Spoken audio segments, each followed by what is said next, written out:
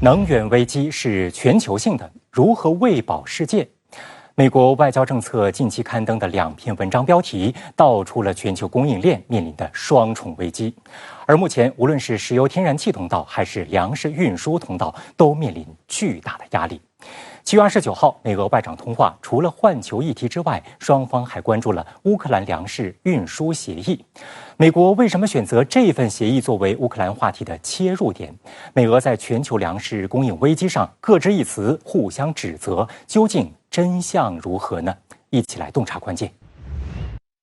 I also emphasize that the world expects Russia to fulfill its commitments under the deal it reached with Ukraine, Turkey, and the United Nations on grain shipments from Ukraine.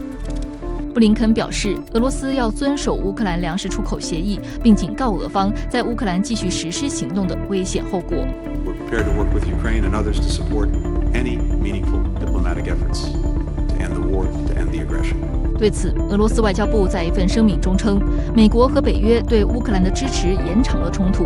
美国承诺给予俄罗斯农产品豁免，但没有落实。这表明西方国家利用粮食问题谋求地缘政治利益，俄方无法接受。这是因为西方对俄罗斯的经济制裁是全方位的，它不仅包括金融，还包括物流行业。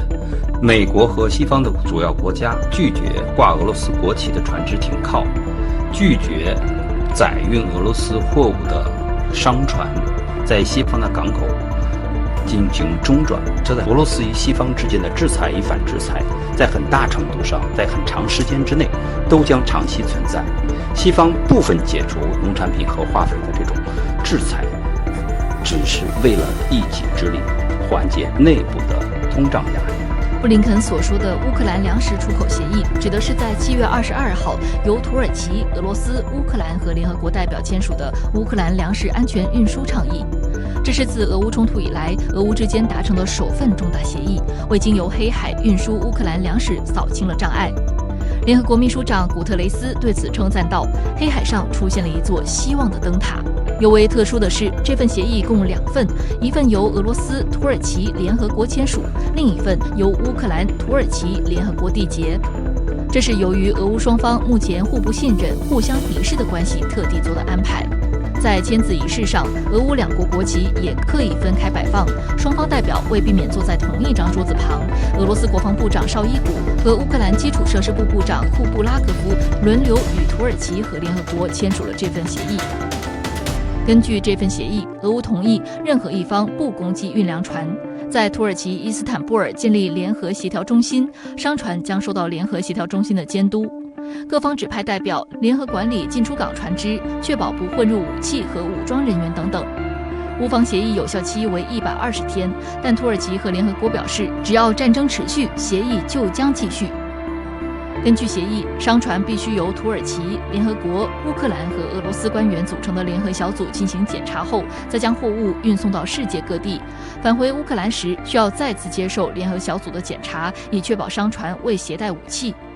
俄罗斯的一个关键要求就是，返回的船只不能向乌克兰运送武器。因此，协议规定，检查组的主要职责是检查进出乌克兰港口的船只上的未经授权的货物和人员。首艘运粮船装载2.6万吨玉米，已于8月2号离开敖德萨，抵达土耳其伊斯坦布尔，预计在5号至6号抵达黎巴嫩的黎波里港。乌克兰素有欧洲粮仓之称，是世界第3大粮食出口国。俄乌冲突前，乌克兰每月出口500万到600万吨谷物，其中90%以上通过黑海港口运输。而到了今年3月，乌克兰的谷物出口一度跌至20万吨。替代的铁路及河道运输等方式无法弥补海运停滞造成的出口损失。联合国粮农组织表示，全球共有1.93亿人口遭受饥饿之苦，俄乌冲突后更是雪上加霜。非洲约40%的小麦消费量由俄罗斯和乌克兰供应。俄乌冲突以来，非洲粮食短缺了3000万吨，整个非洲大陆的粮食价格上涨了约40%。We're hungry because we have nothing to eat. We only eat these wild berries. We have no livestock. We have nothing. We depend on the trees where we collect wild berries. That's our food. 黑海运粮协议签署后，乌克兰总统泽连斯基表示，黑海航道投入使用后，乌克兰将可运出2000万吨粮食，价值100亿美元。进入8月份以后，俄乌新的粮食收割季即将到来，这将大大的缓和全球粮食供给的短缺问题。预计粮食问题有可能在今年下半年得以彻底解决。粮食并不短缺，短缺的是西方制裁造成的这样一种物流上的、安全上的压力。只有解决俄乌冲突，才能真正解决全球的通胀压力，解决发展中国家的粮食危机。自俄乌冲突爆发以来，以美国为首的西方国家对俄进行制裁，导致了全世界的燃料价格不断上涨，食品和化肥成本价格飙升，导致许多国家，尤其是发展中国家的民众生活成本提高，百姓怨声载道。对此，乌克兰和西方国家指责俄罗斯对乌克兰港口的封锁造成粮食出口困难，同时给非洲造成粮食安全问题。而俄罗斯则指责乌克兰在黑海港口布设水雷，西方对俄罗斯出口制裁是造成这些问题的原因。Ukraine matter has created chaos in the world. The West, led by the United States, are to blame. Food from Russia or Ukraine cannot be moved to the rest of the world. Explains part of the shortage right now. 实际上，有观察认为，在解决粮食供应危机上，俄罗斯早有举措。6月30号，俄罗斯军队就宣布撤离黑海蛇岛。俄国防部强调，这是俄方的善意举措，并借此向国际表明，俄罗斯联邦并没有阻挠联合国为建立人道主义走廊以将农产品运出乌克兰的努力。30 июня в качестве шага доброй воли вооруженные силы Российской Федерации завершили выполнение поставленных задач на острове Змеиный и вывели находившийся там гарнизон. 另一方面，美国一度想对俄化肥生产施加制裁。今年3月16号，美国农业部长汤姆·维尔萨克曾在联合国粮食及农业组织的线上活动中发出威胁，但是当时对俄罗斯化肥依赖最高的农业出口大国巴西坚决反对美国的提议。俄罗斯观点报则回击称，为打击俄罗斯，美国准备饿死全世界。不过，随着物价上涨，美国也开始扛不住了。据彭博社6月14号报道，根据知情人士透露，美国政府正悄悄鼓励农业和航运公司购买并运输更多俄罗斯化肥。此前，欧盟和美国在对俄贸易的限制中加入了豁免条款，允许进行化肥贸易。但有很多托运人、银行和保险公司由于担心会在无意中触犯对俄贸易限制，一直在远离这种贸易。美国官员对这种谨慎程度感到惊讶，他们想方设法推动进展。匿名消息人士透露，美国在6月早些时候派遣了一名代表参加在莫斯科举行的会谈，该会谈由联合国主导，主要讨论粮食供应问题。美国常驻联合国代表格林菲尔德也表示，美国准备向那些担心可能因俄乌冲突受到制裁的航运公司等发出鼓励信，鼓励他们从俄罗斯出口粮食和化肥。分析称，美方从悄悄鼓励购买、运输俄罗斯化肥到澄清制裁化肥的举动，凸显了华盛顿及其盟友面临的挑战，即在全球经济严重依赖俄罗斯天然气、化肥、谷物等供应的情况下，如何在向俄罗斯施压的同时，限制对全球经济的伤害。首先，从美国国内政治的角度看，美国对俄罗斯的农产品和化肥制裁，导致美国国内农业生产成本大幅飙升。美国是一个农产品生产大国和出口大国，但是美国对化肥又存在着严重的进口依赖。其次，如果不能稳定国际粮价，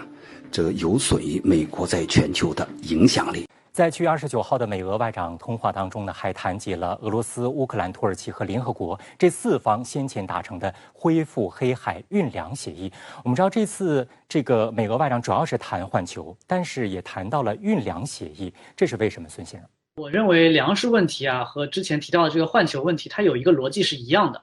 就是这个问题相对于俄乌冲突的其他问题来说，它的政治敏感度不那么高，而且是符合各方利益的。一方面啊，这个问题从操作性层面来说是比较容易实现的，因此在这个时间点推动我觉得也有利于冲突各方为未来的关系缓和来营造更好的氛围。但是从另一个角度来看，粮食问题的解决与否和是否能够确保停战，它没有必然的因果关系，只是在当前这个阶段，包括美俄在内的各方已经开始思考如何止损，这也是重要的一步。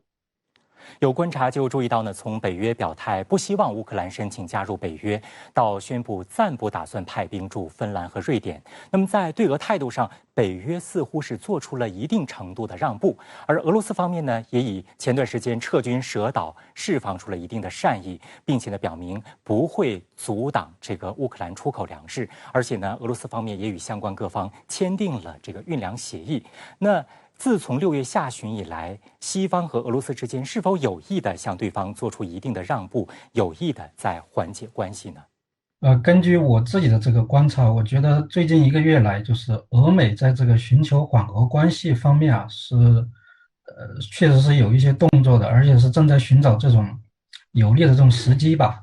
那么从美西方来看的话，就是随着西方内部对这个俄乌冲突产生了越来越多的这种疲劳症吧，再加上这个制裁的这个回旋镖这种效应啊，实际上是加深了西方内部的这个经济和社会危机。